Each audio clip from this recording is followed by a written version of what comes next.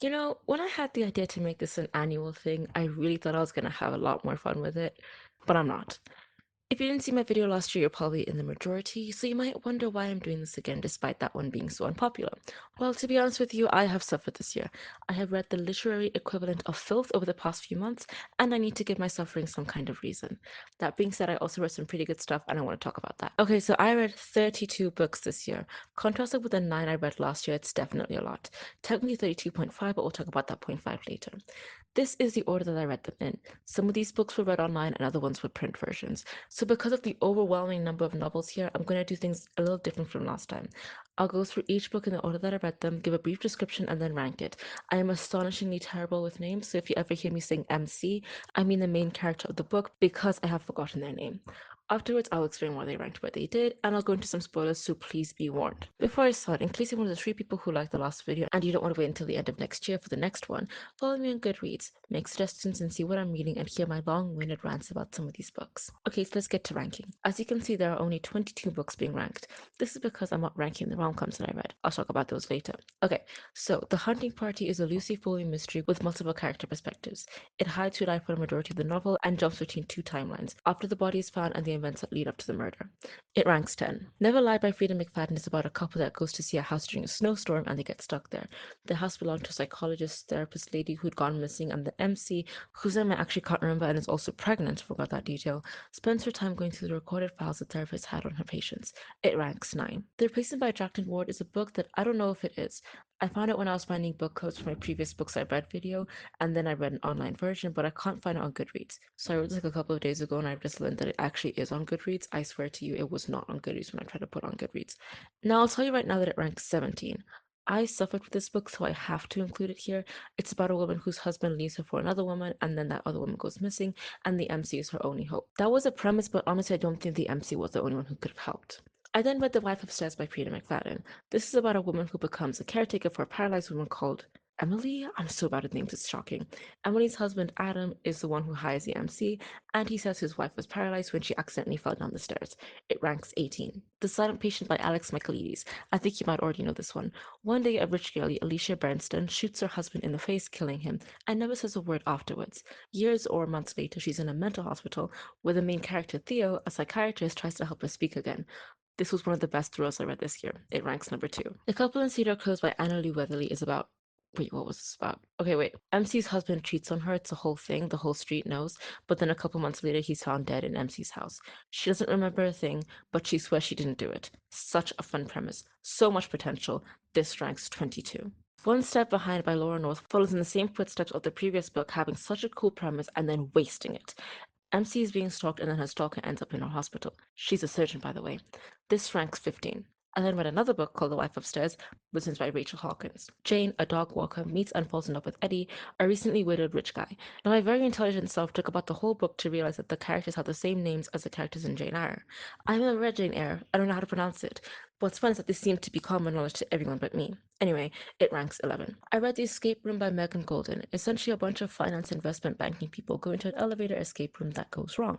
It takes place in 2 timelines, one in the escape room, the present, and the other in the past, narrated by someone called Sarah Hall. It ranks 16. Her Name Was Rose by Claire Allen, again with the wasted potential. I know I should be impartial and just give a synopsis, but this book was not that great. Anyway, MC sees a woman get hit by a car right in front of her and she dies. MC then finds her way into this woman's life to find out more about her. It ranks 14. I then read The Woman in the Library by Solari Gentile. This book doesn't have 2 timelines, but rather 2 universes. There's a book within the book. The book itself is about someone called Hannah writing a mystery novel about a woman called Freddie writing a mystery novel.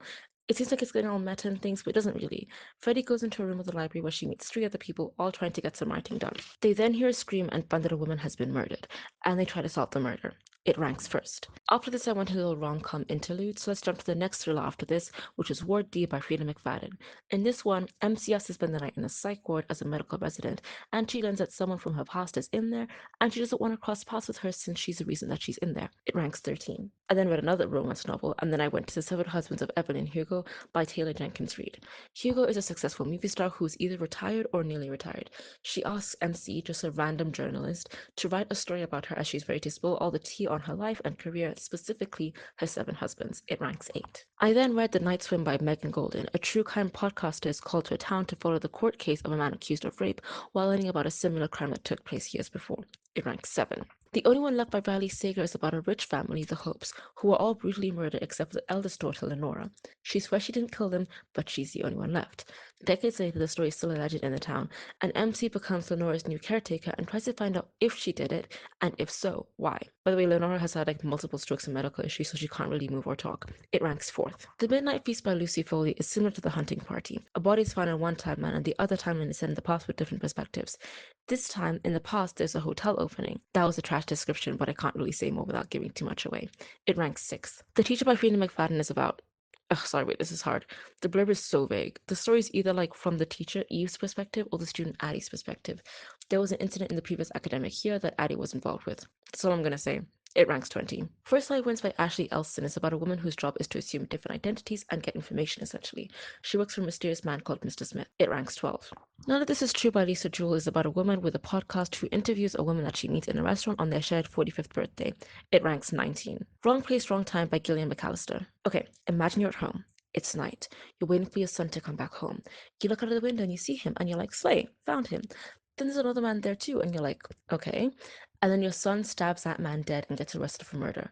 But when you wake up the next day, it's actually the previous day. And so you wake up again, but then it's the day before, and then the day before, and then the day before, and then months before, and then years before. Can you save your son from becoming a murderer, or keep moving back in time until you cease to exist? They should have hired me for this marketing. It ranks 3. The Housemaid is Watching by Frida McFadden. There is no plot that I feel the need to recite. Go look up the blurb, I'm tired. It ranks 21st. I hope that explains why I'm tired. How to Solve Your Own Murder. In the 60s, a woman goes to a fortune teller and is told she'll be murdered.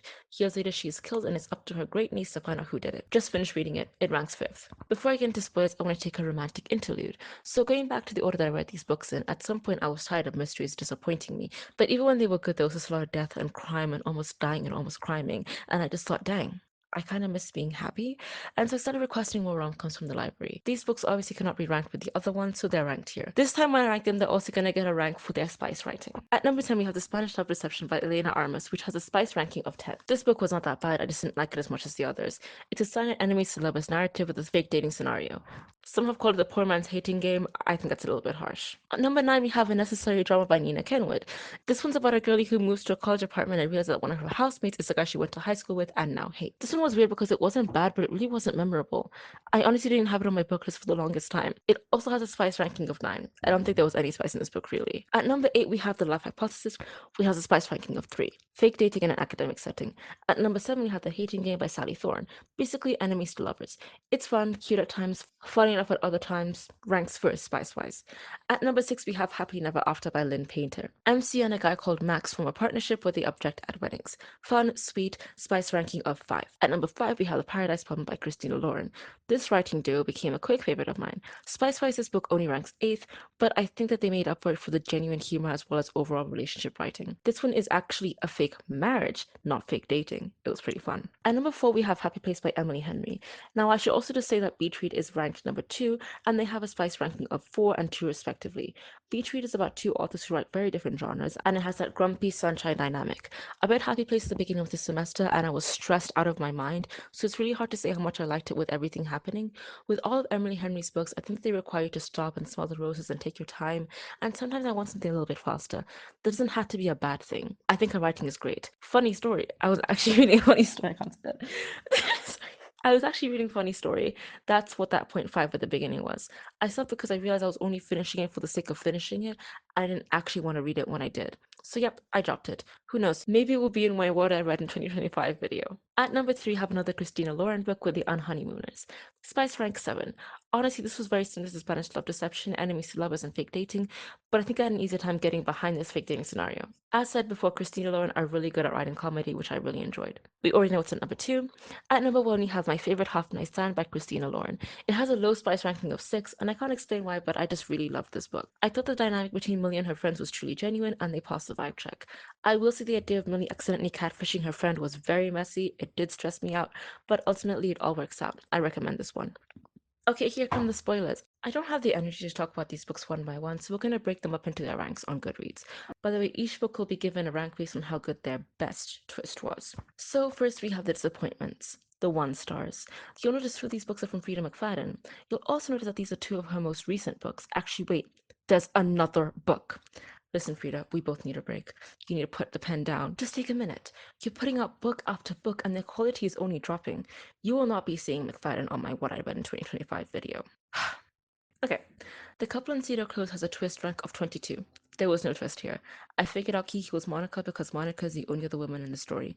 I didn't just say, Kiki must be short for Monica randomly like the detective main character did. This book was boring at best and annoying at worst. The housemaid is watching it has a twist rank of 21. Frida, no more children. Please, stop writing children, I beg of you. The teacher has a twist ranking of 11. The twist that Eve was also groomed by her husband when she was younger was the only redeeming quality of this book, and honestly, in the grand scheme of things, it didn't really make that much sense, but let me not get into that right now. This is a similar thing in None of This Is True, but as a mystery thriller author, you still have to be responsible for how you write grooming and the assault of minors. In The Teacher, I couldn't actually understand if Frida thought it would really take me the whole book to realize that the English teacher was dodgy when he was literally sleeping with a teenager. I also didn't love how much detail was given in that description. It also ends with the twist that the MC Eve was having an affair with her student, or with just another student in the school. I don't know what McFadden thought she was doing with that. But None of This Is True, there are 3 things that got it dropped down to a 1 star. 1, insanity is not a good enough motive. 2, do not give me an ambiguous ending in a thriller. 3, I don't care how hard you try to convince me that a 15-year-old seduced and married a 42-year-old man. He was a pedo. I don't care. Also, it ranks 20 twist-wise. Okay, the 2 stars. Slightly above garbage, but still not that great. Which kind of sums up many of the books that I've read this year, which is why this category is so large. McFadden's Wife Upstairs was okay. It has a twist rank of 14 because I guess the final twist was shocking enough. Otherwise, I can barely remember this book enough to talk about it. I don't remember having questions that needed to be answered. It was obvious from the word go that Adam, or whatever he was called, was very dodgy. The replacement was actually at the bottom of the rankings until I started writing the script. When I first read it, I was convinced that nothing could be worse, but looking back on it, the only issue is that the killer, or in this case the kidnapper, was someone you don't know exists for most of the book. Honestly, the twist that she intended to kidnap the MC but got the mistress instead, since they looked so similar, was pretty good, which is why it has a twist ranking of 13. Honestly, it feels like a first draft. When I couldn't find this book on Goodreads, I actually had a running theory that this was just some manuscript that I just accidentally stumbled upon. The escape room was interesting in its portrayal of the finance sector thing and the shifty morals in that space, but then it just got dumb. I'm actually going to read from my review on Goodreads because I'm way too lazy to write something new. In the elevator timeline, they reveal that Sarah Hall is dead in the present, which was obviously a lie to set up the very obvious twist that Sarah was behind the elevator escape room death trap thing, which is why it has a twist score of 19. I love puzzles. I eat them up. So when the core force started getting riddles and anagrams to solve, I was intrigued. Then there were like 2 and that was it. This wasn't an escape room, obviously because they reveal at the end, but also just because they're just trapped in an elevator. They aren't piecing clues together to get themselves out, and when I deep it, the way they died was just so dumb. Sarah Hall makes no sense to me. What do you mean you're just gonna fake your death and get a job at IT and no one's gonna recognize your name? Then you're gonna put together this elaborate scheme to, and this is the craziest part, not kill the people who made you lose your job. Like, that's what got me. If it was all just a revenge scheme to like manipulate them into killing each other and not just killing them herself, I could have vibed with that, really. But then Sarah's like, I was just gonna have them trap for a bit and play with the thermostat. Huh?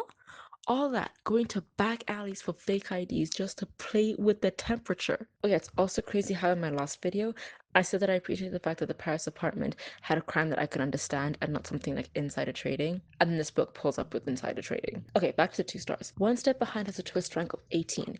Yes, I didn't see it coming, but that's because it was just kind of dumb. It had the bones of something interesting. The guy that enters the hospital that you think is a stalker is actually the brother of the real stalker, who is just the other narrator of the book, whose name I cannot remember. She's only tormenting the MC because her own mother was distant and MC works too hard and isn't there for her kids. Not true. She literally spends time with them. The thing making her distant is the fact that she's being stalked and tormented. There was no connection between these 2 people. Ugh, read my review on Goodreads. I'm too tired. Her Name Was Rose has a twist rank of 12. The twist was fine enough. It's just that the author was trying to do a classic misdirect, but she wants you to think Rose was killed by her husband so badly that it's too obvious it's not him. Ward D has a twist rating of 6.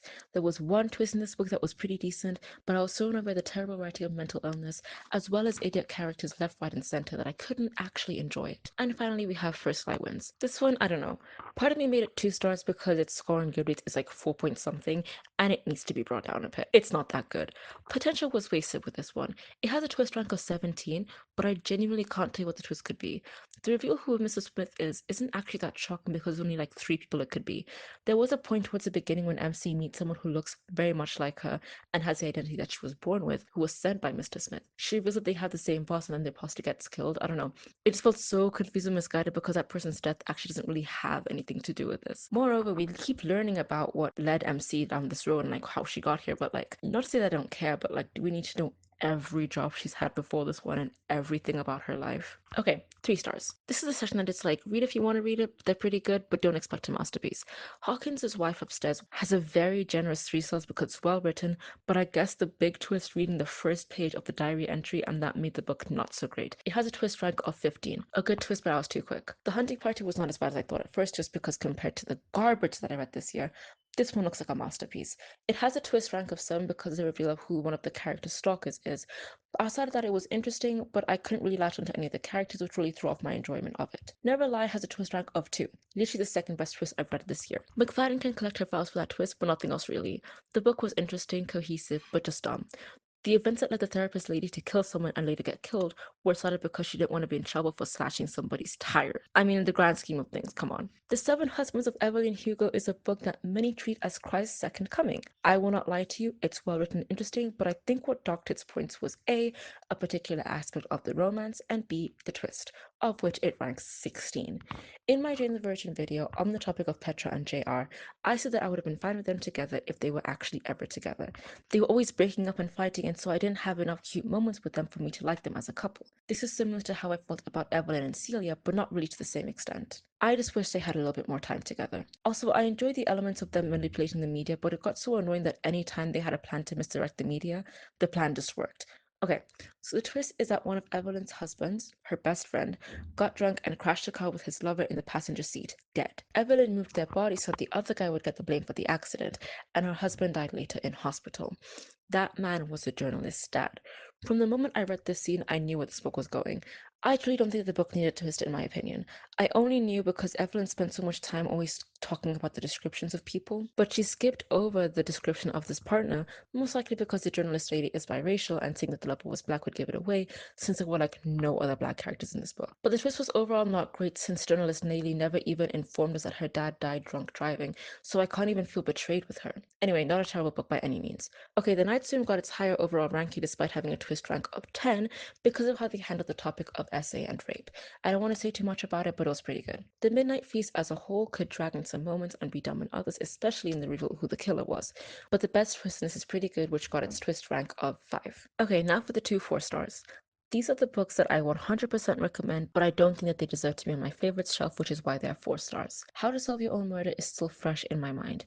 I read about half of this book on the longest plane ride of my life, and it wasn't too much work to get through. It was fun, had a great premise, and has a twist rank of 8. It didn't really shock me, but it definitely made sense, was well executed, and didn't piss me off. The only one left has a twist rank of 3. My word, were those twists good. I just didn't love the pacing of them.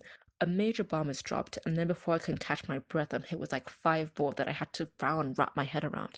I will say though, I thought it was going to reveal the detective to be the lover from the diary since he mentioned working at the mansion in his youth. It's actually the main character's father, which doesn't actually make that much sense and made the fact that the MC becomes a caregiver far too coincidental, but I'm just nitpicking. And now we have the top 3, the champs of the year. Wrong Place, Wrong Time had an already interesting premise on top of good writing and great twists, giving it a rank of 4. But I think what sold it as becoming a Just a Squirrel favorite is the ending.